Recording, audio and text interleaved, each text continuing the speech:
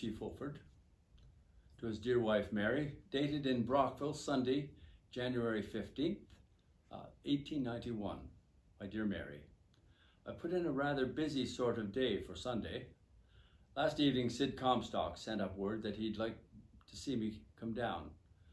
I had thought about going down, but as no outsider is allowed to see him, I gave up on that idea.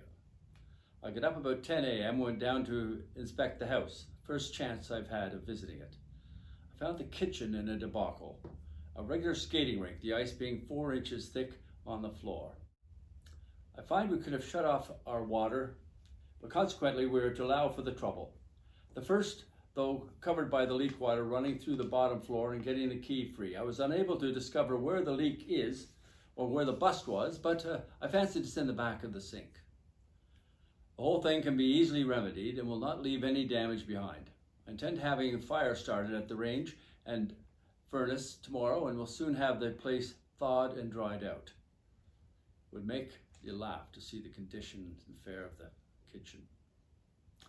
Maggie gave a small 5 o'clock tea of a few days ago, and 75 ladies or so gathering. She seems very much pleased over the results.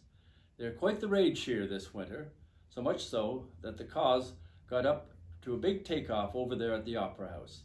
The latter affair was an immense affair, realizing over $200 for the hospital.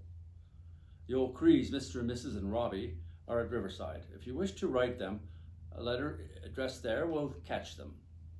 Letty was in the store yesterday and told me all were doing very well and improved a great deal. If your mother wishes to see the ranch, she ought to make a deal with Frank. I would support that you write the old Crees to come back to see you. They have rented a furnished house at Riverside and are keeping house.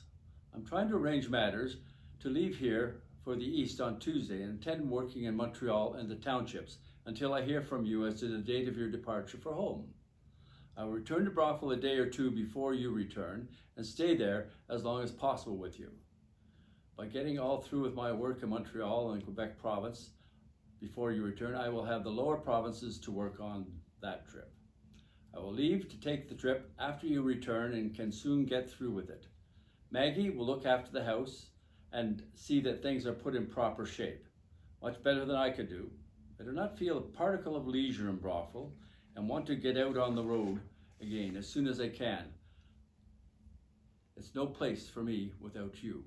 I miss you, darling, every moment of my time, and do not want to be an hour longer than actually necessary in Brockville before you return.